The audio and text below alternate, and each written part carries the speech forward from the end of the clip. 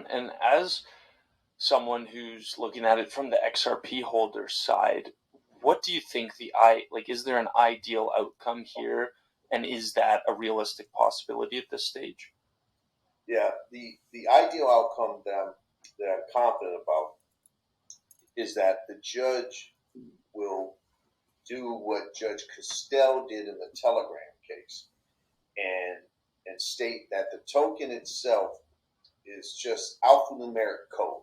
It's a token, right? And that it isn't a security, and then only look at, well, did Ripple sell it? And this is what I'm saying to the court. I don't take a position on whether Ripple, XRP, the way Ripple sold it in 2013 or 2014 or 2015. I think the SEC can make a case if they were focused. See, the problem is the SEC's went with this every sale under the world at all times is a security. But if they were hyper focused like they should have been and said that this transaction in 2013, that was an unregistered security because there were no other developers on the XRP ledger at that time. That could be a case they could meet. And so there is a avenue where the judge finds that some very early sales of XRP constituted an investment contract. But today, it's not.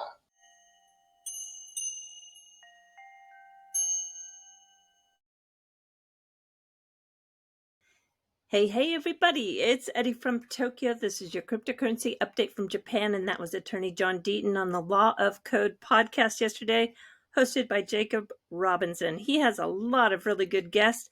Much of his focus is crypto, blockchain, and law. The SEC, FinCEN, Attorney J.W. Verrett, Coinbase, lots of really good guests. May 6th, he had Laura Shin on. That episode was really interesting. He was diving into the book that she wrote on Vitalik and Ethereum. I think he's got 70 to 80 episodes in total listed. Well, in this video today, we're going to take a look at inflation. We're also going to have a peek at what Janet Yellen was doing in Tokyo yesterday. There's a new XRP ODL user. It's a new partnership for Ripple. Let's hear just one more portion of that podcast with John, talking about how a win for both Ripple and the SEC can happen. Today's token and technology is very, very different than it was in the beginning. So there's a way for the SEC to win partially and Ripple to get the clarity they want that ongoing and future sales of XRP are not a security. And of course, XRP holders, all we care about, why I'm involved, is for the court to declare secondary market sales independent of Ripple are not securities and were never securities. And so it's a little bit of victory for everyone. And that's what's shameful, Jacob, is that this case is so ripe for a settlement, right? Where Ripple could pay a fine for these early sales and the technology could blossom and innovation could continue. And the SEC could say, we held a company accountable for our securities laws and still protect investors. But that's not what they're doing, obviously. And that's what's so disheartening. You know what I mean? 68,000 XRP holders from over 61 countries around the world. XRP holders in Ukraine, XRP holders in Russia, XRP holders in Venezuela, XRP holders in Nigeria, Australia, everywhere around the world have come together to fight this government overreach and intrusion. And so ultimately, I think we're going to win. Markets are still ugly. They were down across Europe and Asia 1% to 2%, and the Dow is pointing lower by a little more than 2.5%. Gold ticked up just a hair, like a buck, but all precious metals slid 1% to 2%, and the US dollar is unbelievably strong. I'm talking a 24-year high against the yen.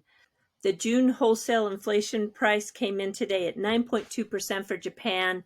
This is just an unbelievable number as the risk-off sentiment takes hold. And crypto is no exception, but I think the pros are taking advantage of this situation. I've got an article today that will really illustrate how in these real tough bear markets, the pros do kick into action. This weakness should continue as the White House foresees the June inflation reading as highly elevated for the U.S. Be aware that the June Consumer Price Index, the CPI, will come out on July 13th at 8:30 a.m.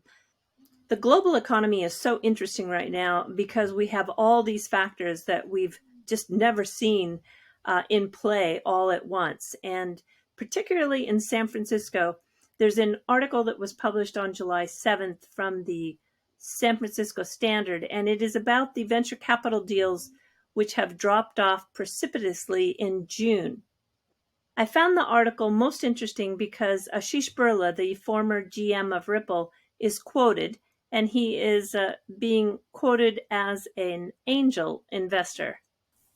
The venture capital investments in the San Francisco startups May compared to June have dropped 65%, and the exit money for the first half of the year is down 88%. It reminds me of when the capital dried up during the dot-com crash. For companies that need to start raising capital again, it's going to be a very different story. And that's pretty much what Brad Garlinghouse, the CEO of Ripple, also remembers. The dot-com crash has lessons for crypto if we can only remember them. But as Garlinghouse goes on to say, the market isn't going away and the opportunity isn't going away. I saw this tweet that Uphold had a special Twitter space coming July 12th at 1800 UTC. And I thought, wow, something is going on. Well, I found out what it is. Allow me to read a little bit of the announcement that I received. So 50% of the Uphold customers are outside of the United States. Many in countries with local currencies difficult to exchange because they represent relatively small pools in the world's total foreign exchange market, what FX traders call illiquid corridors. So look here, Uphold is leveraging RippleNet and Ripple's ODL, the on-demand liquidity product, to transact in these illiquid corridors, delivering significant savings on the transaction costs and clearing times versus traditional banking systems. With the appreciable XRP usage via RippleNet's ODL, Uphold has interest in seeing the XRP market develop better liquidity and stability. In this exciting partnership news, Uphold is spurring XRP market adoption by paying out wallet rewards in XRP. So all Uphold wallet users will now receive a debit card within the app with the option of 4% XRP rewards. This is fantastic. This is another use case. This is going to improve liquidity. So celebrate the Uphold and Ripple partnership with investments in both Uphold and Ripple. That would be through the private equity on the Linqto website. Now, if you invest in both of them at the same time, 5,000 in Uphold and 5,000 in Ripple, and you do that via the Uphold wallet, you're going to receive $1,500 US back in XRP as a bonus. This is available for all accredited investors globally. The link to grab this offer, which ends at midnight on the 12th of July, is in the description below. Secretary Janet Yellen was in Tokyo yesterday paying her respects to Prime Minister Abe. She did meet with the Bank of Japan, but there is just a whole lot of nothing in terms of information coming out of that meeting. Publicly, they said they talked about the Russian sanctions, but an unnamed source said that they did talk about the currency situation in Japan. I do think the United States is concerned. All right, everybody, let's jump to the fluff. I want to just talk about an Australian company that has used the Google search data to determine where people around the world want to move. Well, Canada ranks number one with the 50 countries that have chosen Canada as the most popular relocation destination. Japan is number two and Spain is number three.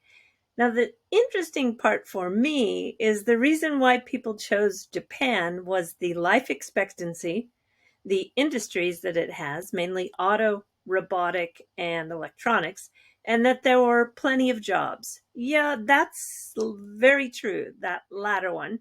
not enough people actually to fill all the employment demands.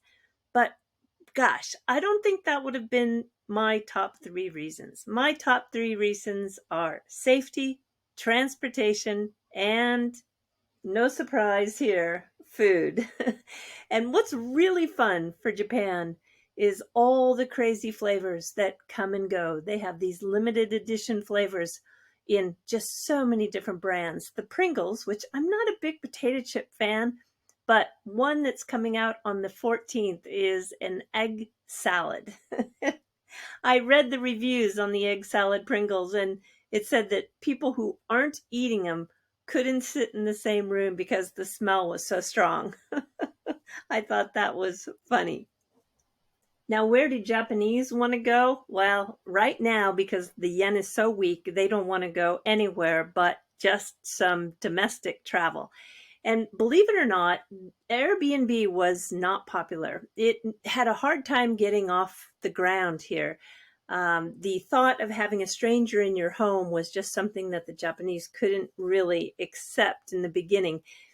But that has changed. And especially now with the weaker yen, people are looking for places to go to domestically. And I'm noticing a lot of articles about really cool B&Bs. And this is one that caught my eye because it's oceanfront and it just has just some really great attributes. It's got a wonderful deck. It's dog friendly. They have not only the pool, but a hot tub, fire pit. Look at the great sunset view. And then from the front room, the view is just fantastic. So what would you pay for this? It sleeps 6. And yeah, what would you think you would have to pay for this? Well, with a US dollar conversion, with the current Japanese yen being so cheap, this house is $260 a night.